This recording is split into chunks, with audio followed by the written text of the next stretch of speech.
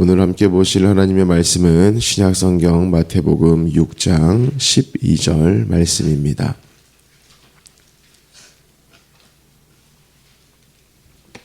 12절 말씀 함께 읽겠습니다. 우리가 우리에게 죄 지은 자를 사하여 준 것 같이 우리 죄를 사하여 주시옵고. 아멘. 용서는 가장 위대한 선교라는 제목으로 은혜를 나눕니다. 우리가 어제 주일날 이제 용서에 대한 부분이 이게 왜 어떻게 선교로 이어지는가 이런 부분들을 좀 나눴는데요. 오늘은 그 선교에 대한 이런 이해를 조금 함께 해보겠습니다. 많은 교회가요, 선교를 하고 있습니다. 성경에서 그것을 명령하고 있기 때문이죠. 마태복음 28장에 그것을 기록합니다. 예수께서 나와 말씀하여 이르시되 하늘과 땅의 모든 권세를 내게 주셨으니 그러므로 너희는 가서 모든 민족을 제자로 삼아 아버지와 아들과 성령의 이름으로 세례를 베풀고 내가 너희에게 분부한 모든 것을 가르쳐 지키게 하라. 볼지어다 내가 세상 끝날까지 너희와 항상 함께 있으리라 하시니라. 아멘. 예수님께서요, 이 말씀을 하신 때가 이제 승천하시기 전입니다. 예수님이 그 놀라운 공생애 가운데 우리에게 구원을 또 말씀하여 주시고 이제는 승천하시기 전에 본인이 하셨던 모든 사역을 정리하여서 이것이 너희에게 필요해. 너희 이것 하는 거야. 나는 이것을 너희에게 하도록 또 도울 거야 라고 말씀하신 명령입니다. 명령이 뭐냐? 아버지와 아들과 성령의 이름으로 세례를 베풀라는 것이죠. 바로 사람들에게 예수를 전해라. 또 그들이 예수를 받아들이게 해라. 그리고 그들에게 세례를 베풀어라 라고 말합니다. 또한 예수 믿었기 때문에 이제 그들은 생명이 바뀐 거예요. 예수 생명이 되어졌어요. 그 예수 생명대로 살아가도록 가르쳐라. 또 그것을 지키도록 도와라. 이렇게 말씀을 하셨습니다. 이것을 한 문장으로 줄여보면 이렇습니다. 십자가의 복음을 알고 또 그 복음을 살아가도록 해라 라고 말씀하신 것입니다. 이 명령은 초대교회를 시작으로 해서 2000년이 지난 지금까지도 계속되고 있습니다. 그러면 이 역사가요, 2000년, 이 정도만일까요? 그게 아닙니다. 사실 이 선교라는 것은요, 예수님의 지상명령, 이 선교는요, 하나님이 이 세상을 만드실 때부터 이미 시작된 일입니다. 창세기 1장 2절에 보면 땅이 혼돈하고 공허하며 흑암이 깊음 위에 있고 하나님의 영은 수면 위에 운행하시니라. 하나님이 이르시되 빛이 있으라 하시니 빛이 있었고 라고 말씀을 하죠. 2절에 혼돈, 또 공허, 흑암, 이것을 무질서라고 우리가 이해하면 됩니다. 이 무질서 가운데에 하나님이 들어오신 겁니다. 하나님이 말씀하신 겁니다. 그랬더니 질서가 잡혔다라는 것이죠. 이 무질서가 질서로 잡혔다. 또 없었는데 있음이 됐다. 어떤 이 변화만을 지금 말씀드리는 것이 아닙니다. 대체 이 일을 누가 하셨냐? 이 부분까지 우리가 알아야 한다는 것이죠. 바로 하나님이 이 일을 하셨다. 이 일은 하나님의 일하심이다 라고 말씀을 해요. 그렇기 때문에 창조는 뭐가 없었는데 됐네? 창조는 뭐 이런 것들을 만들었어 라는 것만이 있는 게 아니고요. 하나님이 누구시고 그 하나님이 이 세상을 왜 만드셨고 또 그 세상 가운데에 하나님을 닮은 우리를 왜 만드셨고 그래서 우리는 누구인가, 이런 부분까지를 다 포함하고 있는 것이 창조라는 것입니다. 하나님이 누구이신지를 창세기 1장 26절에 보면은 하나님이 이르시되 우리의 형상을 따라 우리의 모양대로 우리가 사람을 만들고 라고 먼저 하나님은 하나님의 모습을, 하나님의 것을 이렇게 말씀합니다.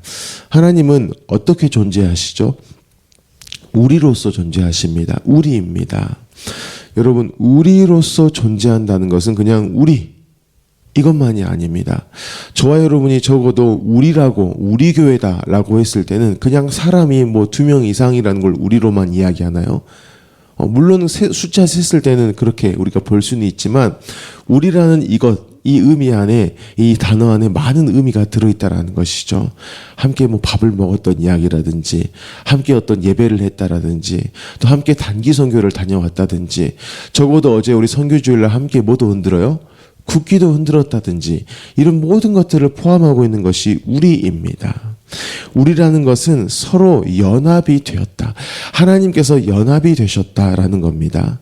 이것은 서로 거스르지를 않는 거예요. 조화롭다라는 겁니다. 또 서로 불편하지도 않습니다. 서로가 서로를 방해하는 것이 아닙니다. 또 서로가요, 부족하지도 않습니다.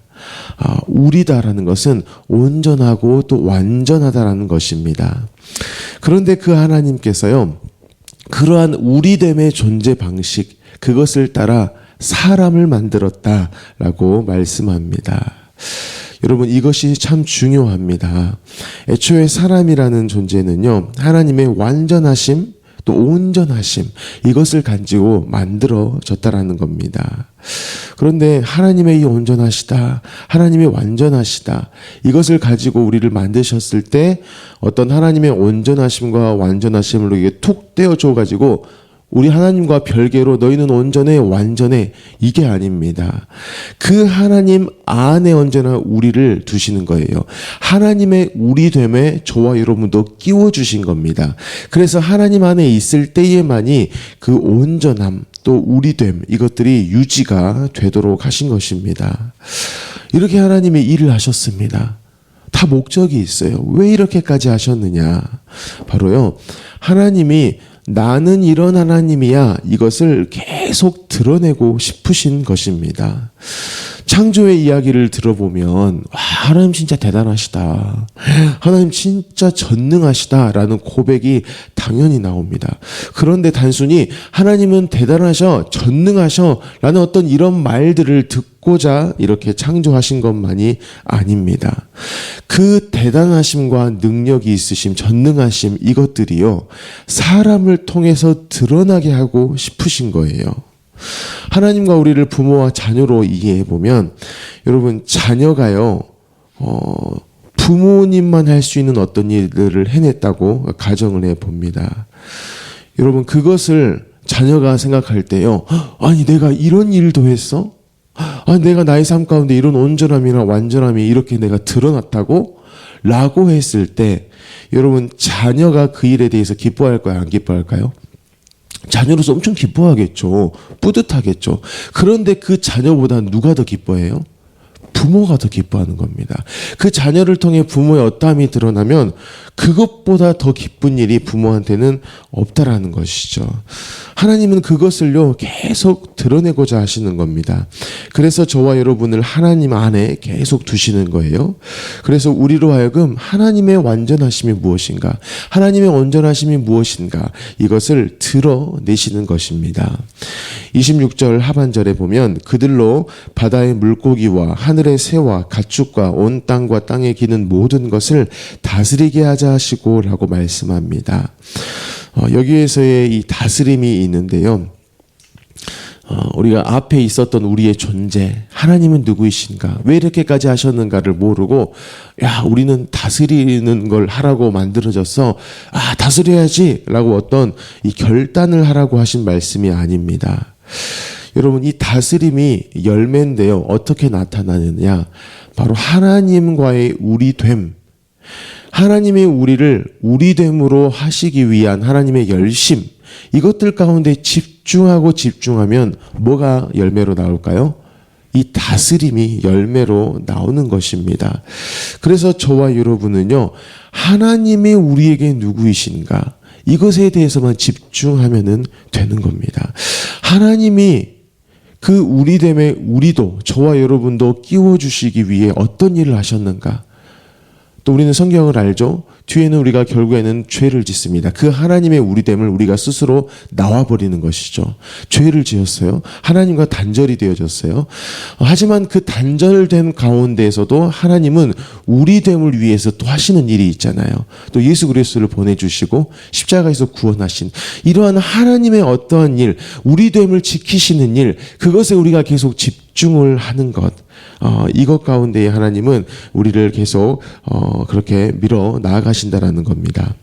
그래서 상황 가운데에서요, 우리가 집중할 것은 그 상황이 말하고 있는 나, 혹여는 세상이 규정하는 나, 이것에 우리가 집중할 것이 아닙니다. 그 상황 가운데에 하나님이 나를 뭐라고 말씀하시는가입니다. 물론 세상 기준, 그것으로 보면 우리는 언제나 연약하고, 그래서 뭔가 좀 세상에서 좀 올라가 보려고, 좀 괜찮은 사람 돼 보려고 애를 쓰고, 그래서 돈을 좀 벌어보려고 하고, 그래서 또 가방끈을 길게 해보려고 애를 쓰는 우리인 것은 분명합니다. 하지만 그런 것에 힘을 쓰면 쓸수록 어때요? 더 공허한 것입니다. 언제나 나보다 돈 많은 사람은 등장해요. 그것으로 비교하면 나의 자존감은 없습니다. 온전함, 완전함 없습니다. 그러한 상황 가운데 우리가 있는 것은 분명하지만, 그래서 세상이 우리를 향해서 끝없이 우리는 부족하다라고 하고 이렇게 하는 상황이지만, 그 상황에 그러한 나에게 대해서 하나님은 나를 뭐라고 하시느냐, 분명히 말씀하셨다라는 거예요. 그런 말씀 가운데에 우리가 집중을 해야 한다라는 겁니다. 그때의 저와 여러분 가운데에 다스림이 이미 나오고 있는 거예요. 뭔가 다스림, 예수 믿는 사람의 다스림은 이거야, 이걸 해내야 해, 이게 아니고요. 하나님이 나를 뭐라고 하시느냐, 이것에 집중하는 것이 다스림이고요. 그 집중하면 집중할수록 나오는 나의 모든 태도들이, 나의 말이, 나의 행동이, 나의 눈빛이, 어떤 나의 그런 흘러나오는 체온들이 바로 이 다스림으로 나오게 된다라는 것이죠. 여러분, 왜 이러냐면은요, 우리의 존재 자체가요, 하나님의 온전하심, 이 완전하심의 증거가 우리 존재 때문에 그래요. 창세기 2장 7절에 보면 여호와 하나님이 땅의 흙으로 사람을 지으시고 생기를 그 코에 불어넣으시니 사람이 생명이 되니라 라고 말씀합니다. 사람이 뭐로 만들어져 있죠? 흙입니다. 흙. 먼지, 또 티끌이라고 번역이 됩니다. 이 먼지와 티끌은요, 무가치함입니다. 또 약함입니다. 자, 그런데 이러한 무가치함과 약함에 하나님이 뭐를 불어넣으시죠? 생기를 불어넣으십니다. 살아있는 호흡이 우리 가운데 들어온 것입니다. 우리가 만들어진 이 흙을 가지고 하나님이 이렇게 하셨네라는 이 말씀을 들으면 어떤 과정으로만 이해할 때가 있어요. 이렇게 돼서 이렇게 됐구나. 여러분, 티끌이에요. 티끌이 생명체가 됐다라고 합니다. 이것은 과정이기도 합니다. 분명히 또 하나님의 전능하심을 드러내는 것도 맞습니다. 하지만 이것은요, 하나의 방식을 소개하고 있는 거예요. 어떤 방식이냐? 죽어 있는 것을 살아있게 만드는 이 방식을 지금 소개하고 있는 겁니다. 저와 여러분이 조금 부족한데 하나님이 보충하셔서 쓸만하게 된 것이 아닙니다. 우리가 아픈 것인데 그것을 치료해가지고 좀 건강하게 만들었다, 이것도 아닙니다. 여러분, 없음을 있게 한 거예요. 죽음을 또 살아있게 만드셨다라는 것입니다. 이게 바로 하나님이 우리에게 주신 방식이에요. 그런데 이 방식은요, 계속되는 겁니다. 창세기 1장 27절에 보면 하나님이 자기 형상, 곧 하나님의 형상대로 사람을 창조하시되 남자와 여자를 창조하시고입니다. 첫 사람이었던 아담을 만들 때도 죽음을 생명으로 만드시는 이 방식을 쓰셨는데요. 그 다음 사람인 하와가 나올 때도요, 죽음을 또 생명 되게 하신 이 방법이 또 나옵니다. 창세기 2장 21절에 여호와 하나님이 아담을 깊이 잠들게 하심에 잠들매 그가 그 갈빗대 하나를 취하고 살로 대신 채우시고 라고 말합니다. 이 여자는 어떻게 만들어졌냐? 아담이요 잠든 사이에요 갈비뼈 하나를 빼내십니다. 그리고 살로 채우셨다라고 합니다. 여러분 여기서 남자가 잠들었다라는 것은 무엇일까요? 지금 수면을 취하고 있는 것일까요? 아닙니다. 죽은 상태를 의미합니다. 하지만 잠들게 하셨다라는 것은 일부러 의도를 가지고 이렇게 표현하신 거예요. 그가 죽은 상태는 분명합니다. 하지만 영원한 죽음은 아니에요. 분명한 죽음이에요. 하지만 그 이후가 있는 죽음입니다. 그래서 잠들었다는 표현을 쓴 것이죠. 죽음 이후가 있는 죽음이다. 죽음으로 끝나지 않는 죽음이다라는 것을 담고 있습니다. 바로 이 일이 있은 후에 다시 아담이 깨져. 그리고 이제 가정이 되어져서 살아가는 겁니다. 다시 말씀드리면 하나님이 처음에 티끌과도 같은 우리예요. 죽음과도 같은 그 우리를 생명을 하나님께서 주신 일을 한 겁니다. 혼돈과 공허와 또 무질서인 이곳 가운데에 생명이신 그 빛이 들어왔더니 살아났다는 것처럼 아담도 그렇게 또 하와도 같은 방법으로 되어졌다라는 것이죠. 사랑하는 성도 여러분, 하나님이 누구시며 이 세상을 어떻게 만드셨는지, 특히 사람이 어떻게 창조되었는지를 우리가 늘 기억해야만 합니다. 하나님은 우리로 존재하시는 전능하신 분이십니다. 완전하신 분이시고요. 온전하신 분이세요. 그런데 그런 하나님께서요, 이 사람까지도 하나님의 우리됨에 끼워 주신 겁니다. 더 쉽게 이야기하면 하나님이 우리를 가족으로서 이렇게 삼으신 겁니다. 그런데 그 방법이 어땠어요? 너 그냥 오늘부터 우리 가족해? 이게 아닙니다. 죽음을 가지고요, 생명을 만드신 방법만 계속 쓰셨다라는 겁니다. 아담도 그렇게 만들어졌고요, 하와도 그렇게 만들어졌습니다. 자, 목적이 있어요. 왜 이렇게 하셨는가? 창세기 1장 28절입니다. 하나님이 그들에게 복을 주시며 하나님이 그들에게 이르시되 생육하고 번성하여 땅에 충만하라. 땅을 정복하라. 바다의 물고기와 하늘의 새와 땅에 움직이는 모든 생물을 다스리라 하시니라 라고 말씀합니다. 하나님의 그 가족에 우리도 이렇게 끼워 주셨어요. 근데 그 방법이 죽음을 가지고 생명을 만드시는 이 방법들이 있었습니다. 이 일을 하신 이유가요, 하나님이 만드신 그 세상을 다스리게 하기 위해서입니다. 그래서 하나님은 이 다스림을 하기 위해서 28절에 먼저 이 말씀을 또 하시죠. 하나님이 그들에게 뭐를 주셨죠? 복을 주셨다라고 말씀합니다. 여기에서 복은 우리가 뭐 예수님으로 또 이해하고 말씀으로 이해하고 하나님과의 관계로도 이해를 할 수 있는데요. 또 이렇게도 표현할 수 있어요. 복은 생명력입니다. 뭐라고요? 생명력입니다. 우리는 먼지였잖아요. 죽음의 상태였잖아요. 근데 그 상태에 하나님이 무슨 일을 하셨죠? 생명을 주신 겁니다. 그렇게 하나님과 가족된 것이 저와 여러분입니다.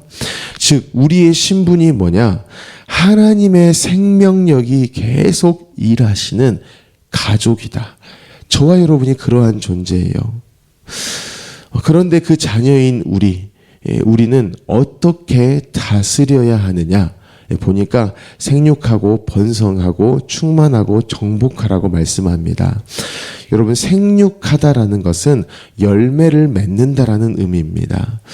여러분, 열매가 어떻게 맺히죠? 그냥 알아서 맺힙니까? 그렇지 않습니다. 열매가요, 죽음을 통과해야 맺히도록 되어져 있습니다. 그리고 가을에 열매를 이렇게 거둘 때에요, 애초에 죽음과도 같은 겨울의 추위도 버텼습니다. 한여름에 죽음과도 같은 그 더위도요, 버텼습니다. 왜냐하면 이 씨에는요, 생명력이 있기 때문입니다. 그래서 씨가 심겨진 그 날부터 그 씨는 죽음 이후를 계속해서 살아내고 있었다라는 것이죠. 그렇게 또 다른 생명이 나온 것이 바로 열매입니다. 이게 생육하다입니다. 또 번성하라고 말씀하셨죠. 번성한 것은 이제 열매가 맺혔는데요, 딸랑 한 개가 아닙니다. 여러 개입니다. 여러분, 씨앗은 분명히 몇 개가 심겨졌어요? 딱 하나가 떨어졌습니다. 그런데 수백 개의 열매가 맺히는 것입니다. 여러분, 동물들도 마찬가지예요. 적어도 이 동물이 그 평생을 살 때요, 적어도 둘 이상의 새끼를 낳는 것을 봅니다. 이게 무엇을 의미하냐면요, 생명력이라는 것은 엄청 강한데 어느 정도로 강하냐? 죽음보다 강하다라는 것입니다. 그래서 여러 개의 열매들이 맺혀 나가는 것이죠. 그렇게 충만케 되는 것이고 또 그렇게 너희가 정복해 가는 것이다 라고 말씀을 해요. 또 바다의 물고기, 하늘의 새를 다스리라 라고까지 말씀합니다. 우리는 이 부분을 이 동물들을 잘 또 살피고 관리해야 한다, 이렇게 이해를 하는데요, 그러한 의미만이 아닙니다. 여러분, 동물들을 보시면은요, 생명력이 있어요, 없어요? 있죠. 너무 살아 있습니다. 심지어 하나님이 이렇게 죽음을 가지고 죽음 안에서 생명을 만드신, 우리도 그렇게 만들어졌고 아담도 하와도 하나님의 가족 되게 하신 이 방법을요, 이 동물들 안에는요 너무 잘 보인다라는 겁니다. 여러분, 사람은요 이렇게 부모로부터 자식이 태어나죠. 그런데 때로는 그 자녀가 어떻게 해요? 부모에게 대해 말을 안 들은 정도가 아니고 싸웁니다. 또 정말 죽이는 일들도 있다라는 겁니다. 여러분, 부모가 자녀를 어떻게 낳았고, 실제로 엄마가 그 자녀를 낳을 때 정말 죽음이잖아요. 죽음과도 같은 가운데에서 생명이 나온 거죠. 또 매일매일의 삶 가운데에 자녀를 위해 죽는 것이 부모입니다. 그러한 은혜를 받았고 경험했고 모르지 않는데도 사람은 어때요? 때로 부모를 실제로 죽인다니까요. 하지만 여러분, 동물들은 그런 일이 있을까요? 없을까요? 절대 없습니다. 절대 그러지 않아요. 절대 배신하지 않습니다. 하나님이 정해 놓으신 이 죽음 가운데 생명이 나타나는 이 생명력이요, 동물들 가운데에는 시간이 지나든지 상황이 주어졌어요, 다 필요 없습니다. 변함없이 그 모습이 나타난다라는 것이죠. 바로 이 죽음을 넘어선 생명력이요, 현저하게 드러나는 것이 바로 바다의 물고기, 하늘의 새, 또 땅에 기는 이 모든 짐승들입니다. 그래서 그것을 접하고 있는 저와 여러분에게 하나님은 또 메시지를 주시는 거예요. 너희에게는 이런 생명력이 있다. 죽음 가운데에 생명이 되어진 일이 있다. 이것을 너희 계속 확인해. 너희 계속 확인해. 이렇게 말씀하시는 것입니다. 사랑하는 성도 여러분, 우리가 선교인데 지금 이러한 이야기들을 나누고 있습니다. 여러분, 선교, 이것은 단순히 해외에 나가가지고요 온 세상을 기독교로 만드는 것이 아닙니다. 아니에요. 우리나라 가운데에도 모든 국민을 기독교인 만들자? 아닙니다. 아니에요. 모든 국회의원들 다 예수 믿는 사람으로 하자? 아닙니다. 아니에요. 여러분, 선교는요 더 크고요 훨씬 앞서 있습니다. 하나님이 창조 때부터 해오신 것이 선교입니다. 곧 죽음을 넘어선 이 생명력이신 십자가의 예수님, 이 예수님으로 인하여서 우리의 정체성을 알고 그 주어진 삶을 살아가는 거예요. 그러면 그 사람을 향하여서 우리가 뭐라고 이야기하냐? 선교사라고 이야기를 하는 겁니다. 그러한 사람이 다른 나라에 가 있으면 그곳에서 선교사인 것이고, 또 오늘 하루 살아갈 여러분들의 직장으로 나가 있다면 직장 선교사로서 살아간다라는 겁니다. 그 안에서 이제 오늘 마태복음 본문에 의하면 이제 용서에 대한 부분이 나오는 것이죠. 이 용서에 대한 부분은 이제 내일부터 자세하게 나눌 것입니다. 그렇게 저와 여러분이 오늘도 예수 안에서 그 생명력을 가지고 선교사로서 오늘 하루를 살아내시기를 예수님의 이름으로 축복합니다. 아멘. 주신 말씀을 가지고 함께 기도하겠습니다. 이 선교라는 것은 2000년 전에 시작된 것이 아니요, 사실 선교 자체이신 하나님으로부터 태초에 시작이 되어졌습니다. 사람이라는 존재가 선교의 산물입니다. 선교의 열매입니다. 또 선교의 목적이었습니다. 죽음을 넘어서는 그 생명력이 바로 선교입니다. 그렇게 저와 여러분이 창조되었고 또 하나님은 여전히 우리에게 그 생명력으로 일하십니다. 그래서 우리가 그 하나님께 집중하면 우리 또한 선교사로서의 삶들을 살아갈 수가 있는 것입니다. 하나님, 오늘 나아가는 학교와 가정과 직장과 이 도시 가운데에서 이러한 선교사로서의 삶을 살아내게 하십시오. 우리의 존재를 분명히 알고 살아가게 하여 주시옵소서. 이렇게 기도하시고요. 우리 성도님들의 직장과 가정을 위해서 또 용봉 마을을 위해서 미래세대 겨울 캠프를 위해서 기도하실 때 이번 주 목요일부터 토요일까지 있습니다. 이 일을 위해 기도하시고 우리 담임 목사님을 위해서도 기도하시기 바랍니다. 나라를 위해, 민족을 위해, 북한 땅을 위해, 열방을 위해 기도하시고 최력희의 임순택 선교사님, 견면중앙교회 이기룡 목사님, 우리 광신대학교를 위해서도 기도하시기 바랍니다. 우리 모든 기도 제목을 가지고 함께 기도합니다. 사랑이 많으신 하나님, 너무나 감사합니다.